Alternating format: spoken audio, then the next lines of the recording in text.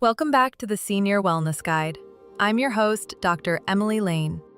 And if you've ever woken up feeling behind, if your mornings feel frantic or foggy, or if you're searching for a steadier rhythm in your life, this episode is for you. Because today, we're stepping into a practice that defies modern chaos. It's not a 5 a.m. club, it's not a biohacking routine, and it's not about checking more boxes before sunrise. It's about beginning your day with devotion. Japan's most beloved longevity physician, Dr. Hana Takayama,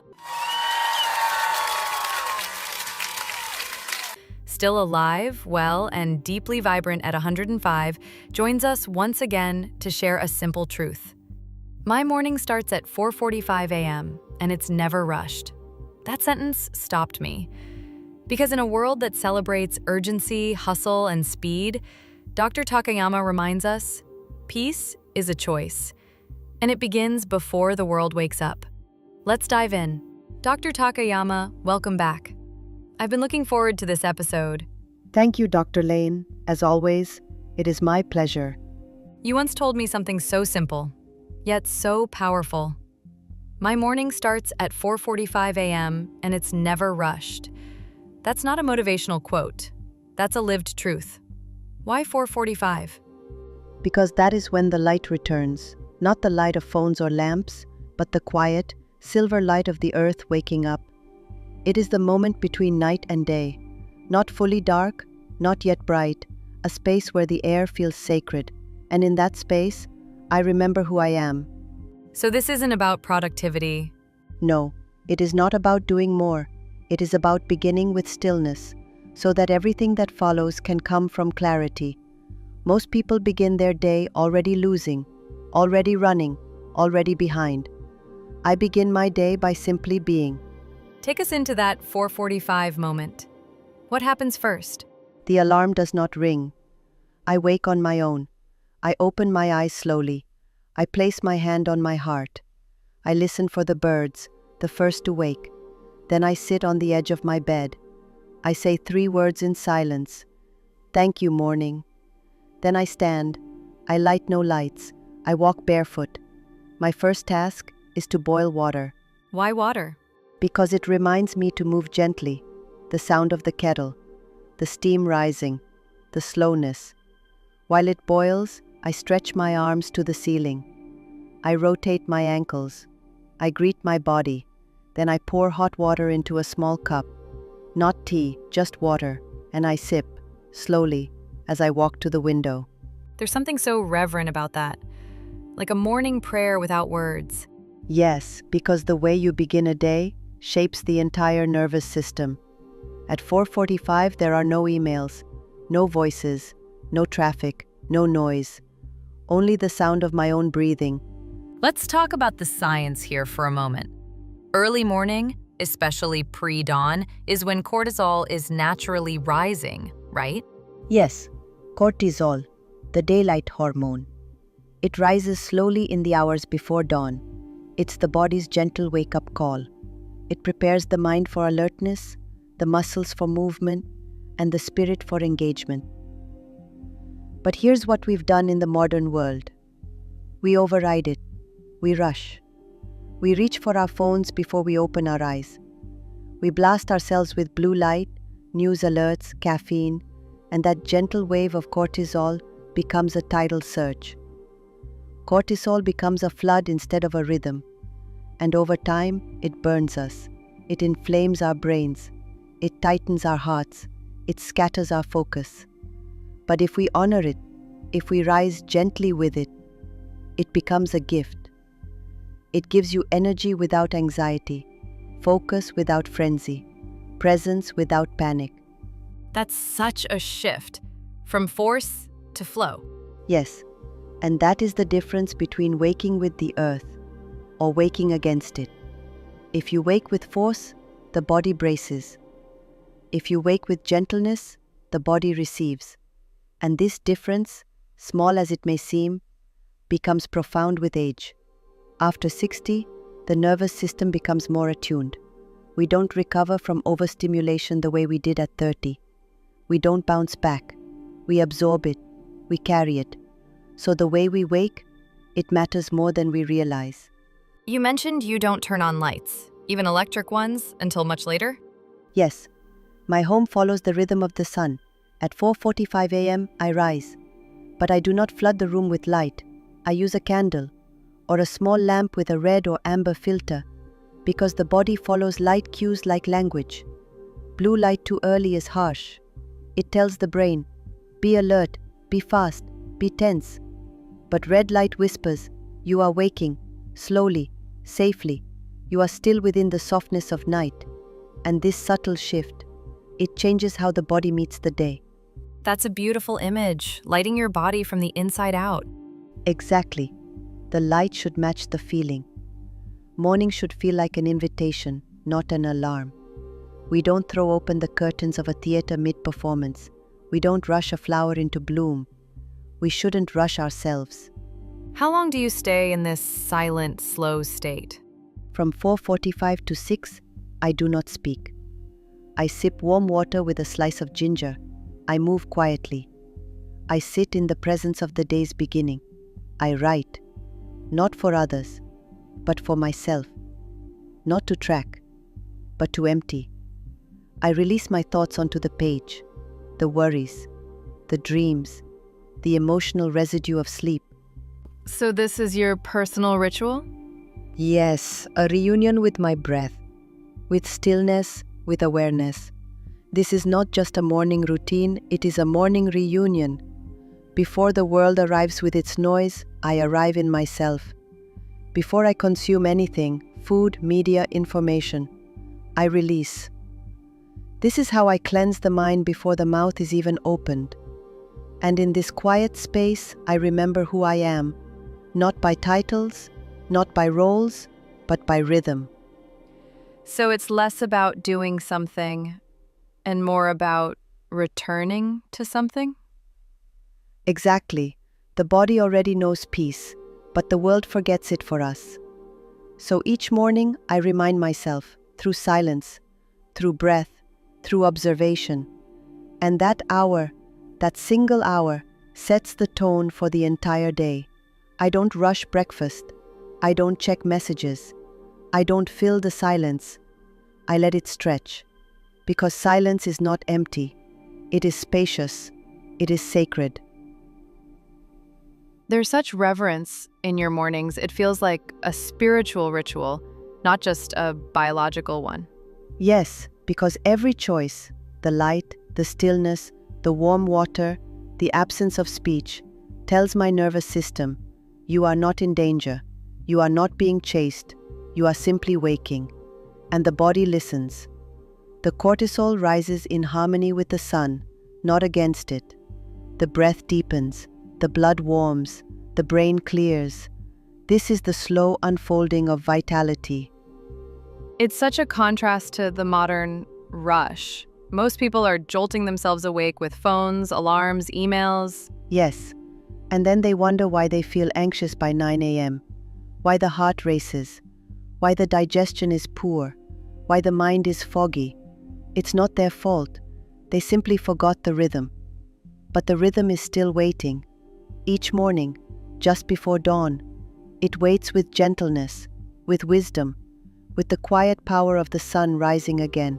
And we can choose to meet it or miss it. Yes.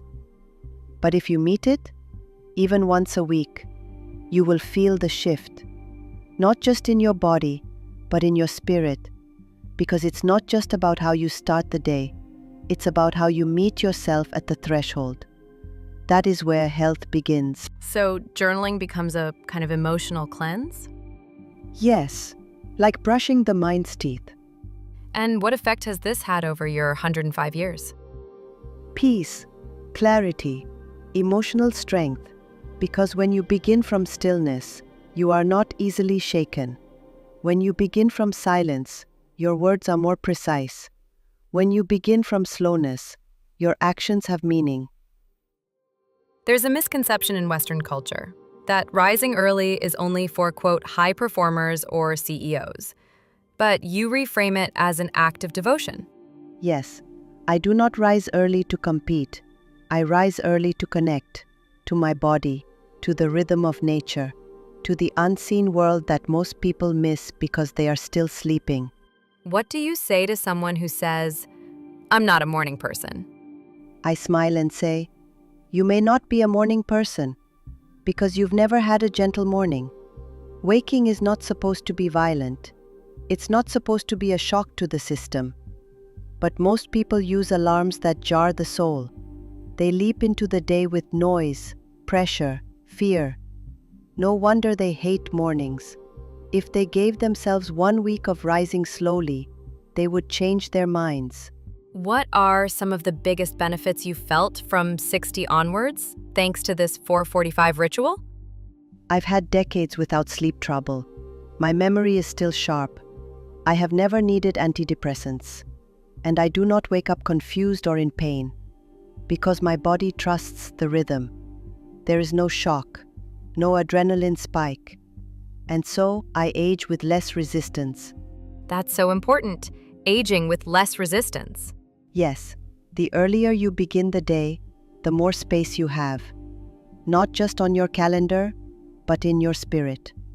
You are not chasing the clock. You are walking alongside it. Let's talk about breakfast. You've shared before about your deeply grounding breakfast. Do you prepare it during this time? Yes, by 6 a.m., I begin cooking, slowly, gently.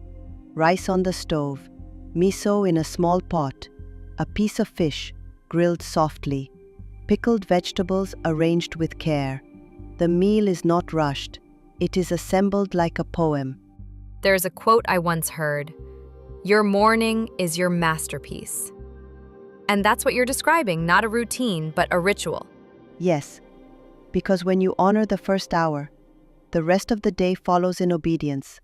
But if you dishonor the morning by rushing, by reacting, by scrambling, then the whole day becomes unsteady.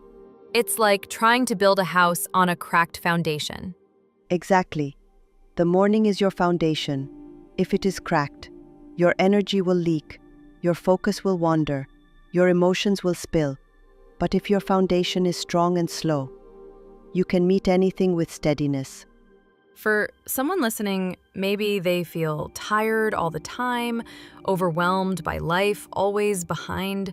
What would you say about waking earlier? I would say don't start with 4:45. Start with presence. Even if you wake at 7 a.m., make the first 15 minutes sacred. No phone, no screens, no talking. Just breathe, sip water, write something, touch the earth, open a window, light a candle. That small ritual will begin to shift your nervous system, and soon the body will crave more of that peace, and naturally you'll begin to wake earlier. But let it be an invitation, not a command. Too many people approach mornings like a battle. They force themselves out of bed, chug coffee, rush through tasks, and wonder why their days feel frayed. But if you begin with reverence, even for a few minutes, the entire tone of the day changes. It's not about the clock. It's about the quality of consciousness you bring to the hour. So early rising isn't forced. It's a natural outcome of slowing down? Yes, you don't pull the sun out of the sky. You rise to meet it. And when you do, when you rise slowly, without urgency, the body learns to trust the morning again. It learns that waking is not an alarm, but an arrival. Dr. Takayama, what has the 4:45 ritual taught you beyond health? It has taught me that discipline is a kind of love. I do not wake early to punish myself. I wake early to honor myself, to give the gift of time to the version of me that will meet the world. I greet her first. I steady her hands. I fill her with silence. And then she walks into the world with grace.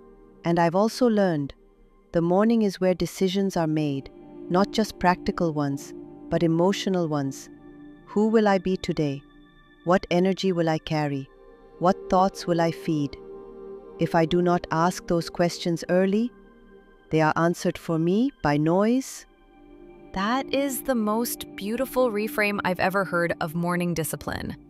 Discipline should not be cruel, it should be tender, because time is tender, and how we greet time determines how it treats us in return.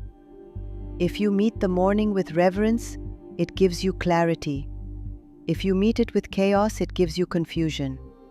So make it sacred, even if it's just 5 minutes. Give it the tone of devotion, not for performance, not for productivity, but for peace. To our listeners, you don't need to be perfect. You don't need to wake at 4:45 tomorrow, but you can start with intention. You can choose to honor the morning, not with force, but with gentleness. Place your phone aside, light a candle, write a single line in your journal, step outside and feel the air on your skin. And if you do it again tomorrow and the next day, that small act becomes a ritual, and rituals become anchors, and anchors bring steadiness in the waves of life. You may discover what Dr. Takayama has lived, that peace, clarity, and emotional steadiness begin before the sun rises.